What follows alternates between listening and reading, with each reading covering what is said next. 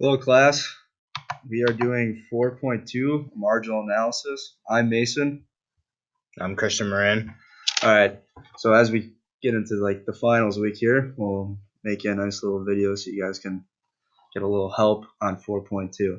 So as you can see on the sheet that we have, we got the cost formula, which is equal to C of x. We got the marginal cost, which is C prime of x.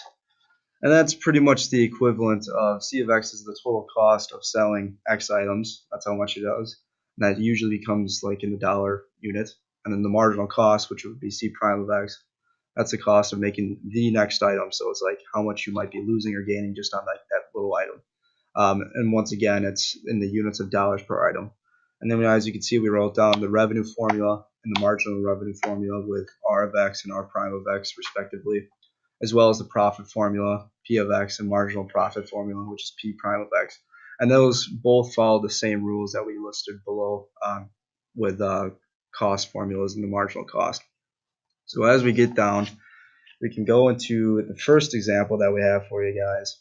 And I would expect you guys to get this one pretty much right off the bat. And if you don't understand it, I would work more on it because it definitely will be on the final exam.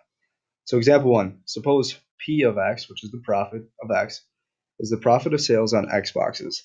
If P of 100 equals 1,000 and P prime of 100 equals -10, what do these values tell you about profit? So let's take this one at a time. So we have P of 100, that equals 3,000. That means you make $3,000 when you sell 100 X boxes. However, when we look at the P prime of 100, you are making -10, so that means on that 100th sell, you have lost $10. So if we were a business, and in this essence we are, I would advise that we stop selling Xboxes at about like 100, finding out when P prime of n equals 0. That's when you would stop because you're not making any more money off that next sale. Okay, so for the second example, we gave the example of C of x is 7x, and then R of x is 6x minus 0.002x squared. So, as you guys should remember, C of x is your marginal cost, which would be 7. Your marginal revenue is R of x, which is it's given to you up there. How you get the 0.004x is you times the 0.002 times 2, but then you minus one of the x's to give you 6 minus 0.004x. So, as taught before, the marginal revenue or marginal profit function would be R prime of x minus C prime of x. So in our example, it would be 6 minus 0.004x minus 7, which would give you -1 minus 0.004x. So, wanted to give you another example. And in this example, we gave you P of n equals 100,000 plus 360,000 n squared minus 3,000 n cubed.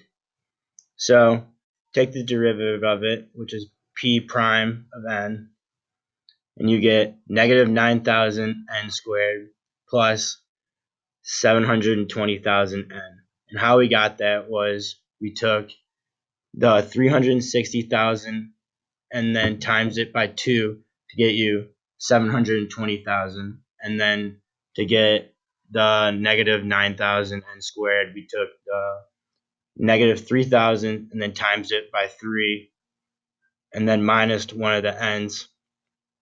So basically, you're taking 20 and plugging it into the original function, which will give you 120,100,000, and then you take 20 and plug it into the P prime of n, and you get 10,800,000.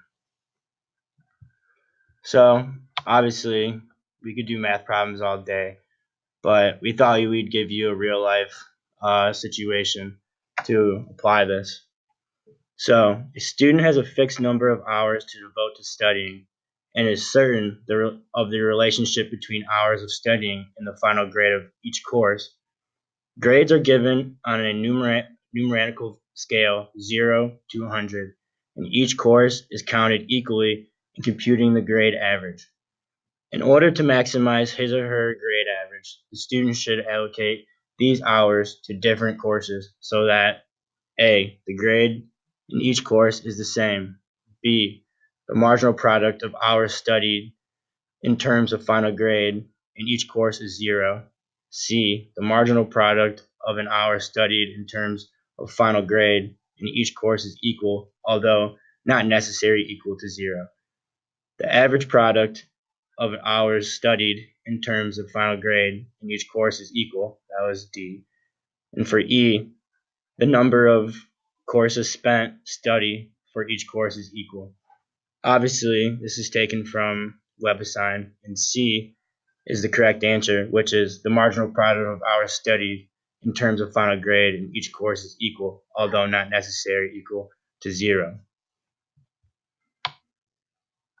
So basically, that's it for Marginal Analysis, and I hope that this helped you overall, and best of luck on your exams.